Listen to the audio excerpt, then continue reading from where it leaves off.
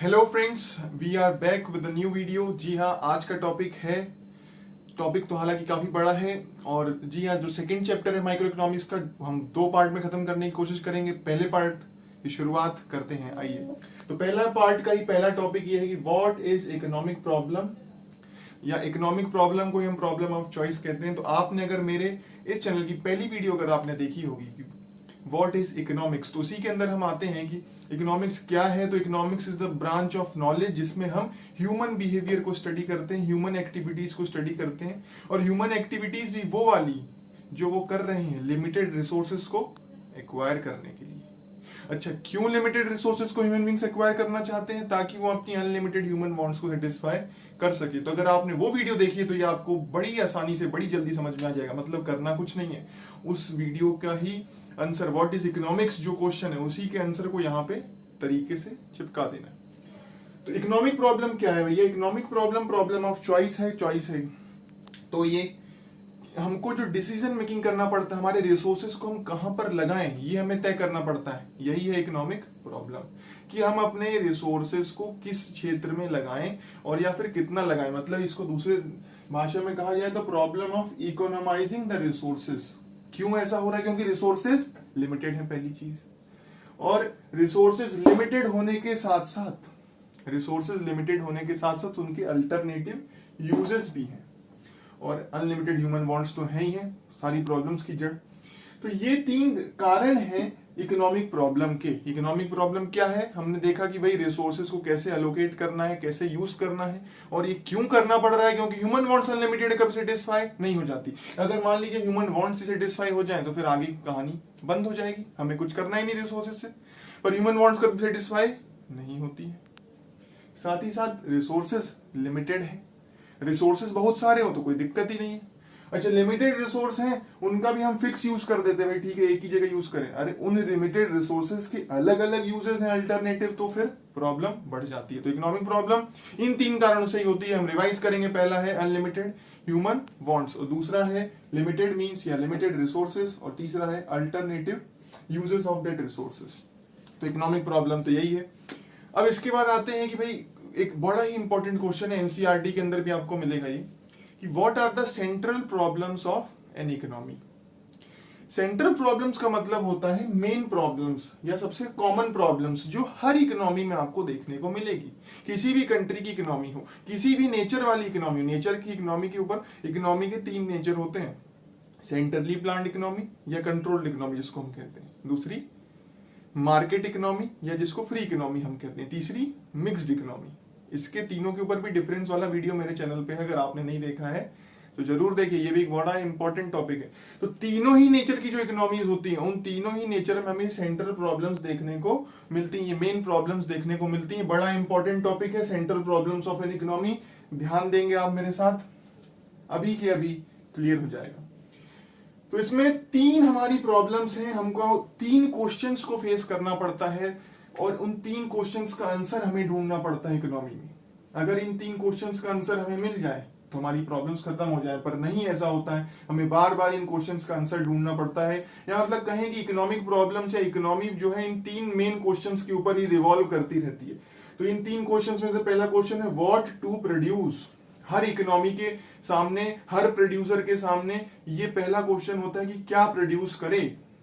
इन दोनों के बीच में हमें चॉइस करनी पड़ती है कि कंज्यूमर गुड्स हम बनाएं या कैपिटल गुड्स बनाएं। फिर यहाँ पर अगर एक्स्ट्रा ऑर्डिनरी सिचुएशन है, मान लीजिए कंट्री में वॉर चल रहा है, तो फिर हम उस समय पे ये देखेंगे कि वॉर टाइम गुड्स बनाए जाएं या पीस टाइम गुड्स बनाए जाएं। तो ये भी एक चॉइस है। हालांकि ये वाली जो चॉइस है ये हमेशा नहीं करनी पड़ती, ये कभी कभी करनी पड़ती है, वो तो एक्स्ट्रा ऑर्डिनरी सिचुएशन के ऊपर बेस है। पर जनरली हमें ये देखना पड़ेगा कंज्यूमर गुड्स बनाए या कैपिटल गुड्स बनाए। और इनमें भी अगर आप दोनों बनाना चाहते हो तो हाउ मच टू प्रोड्यूस, कितना प्रोड्यूस करें कंज्यूमर गुड्स को या कैपिटल गुड्स को, कितनी क्वांटिटी बनाए अगर दोनों को बना रहे हैं। तो ये जो हाउ मच टू प्रोड्यूस, ध्यान दीजिएगा, हाउ टू प्रोड्यूस नहीं कहा मैंने, हाउ मच टू प्रोड्यूस। तो ये प्रॉब्लम, ये छोटा जो क्वेश्चन है ये भी इसी प्रॉब्लम के अंदर आता है, इसी मेन प्रॉब्लम के अंदर ये वाली प्रॉब्लम आती है, कितना बनाया जाए। अगर दोनों गुड्स बना रहे हो तो कितना कितना बनाना है, व्हाट टू प्रोड्यूस। अब आते हैं अगला क्वेश्चन हमारी सेंट्रल प्रॉब्लम में है हाउ टू प्रोड्यूस, कैसे बनाएं। क्या बनाए तो ठीक है, हमने मान लीजिए डिसाइड कर लिया कि कंज्यूमर गुड्स बनाएंगे। अब कैसे बनाना है, तो कैसे बनाने में मेनली दो ही टेक्निक्स हैं जनरली। जैसे एक तो है लेबर इंटेंसिव टेक्निक, लेबर की मदद का या लेबर का ज्यादा यूज करते हुए प्रोडक्शन करें, या कैपिटल इंटेंसिव टेक्निक मतलब कि मशीन्स का ज्यादा उपयोग करते हुए हम प्रोडक्शन करें। तो हमें ये चॉइस इस बेसिस पे करनी होती है कि कौन सी टेक्निक हमारे लिए ज्यादा एफिशिएंट है। एफिशिएंट का मतलब क्या, जहां पर हमारी कॉस्ट कम से कम लगे और ज्यादा से ज्यादा हमको फायदा निकाल करके वो दे, आउटपुट मैक्सिमम दे और कॉस्ट मिनिमम लगे, ऐसी टेक्निक का हमें इस्तेमाल करना है। तो वो जगह पर निर्भर करेगा। मान लीजिए कोई एक ऐसी जगह जहां पर लेबर बहुत चीप है, सस्ते जो है प्राइसेस में, रेट्स में आपको लेबर मिल रहा है, तो उस केस में आपको लेबर इंटेंसिव टेक्निक लगाना ज्यादा एफिशिएंट रहेगा। जहां पर लेबर की रेट्स बहुत हाई है, उस वहां पर आपको कैपिटल इंटेंसिव लगाना बहुत एफिशिएंट रहेगा। तो ये आपको चेक करना पड़ता है सिचुएशन टू सिचुएशन और ज्योग्राफिकल लोकेशन के बेसिस पे कि कौन सी आपको प्रोडक्शन की टेक्निक लगानी है, हाउ टू प्रोड्यूस में। ठीक है, हाउ टू प्रोड्यूस में हमने देख लिया मेथड कौन सी।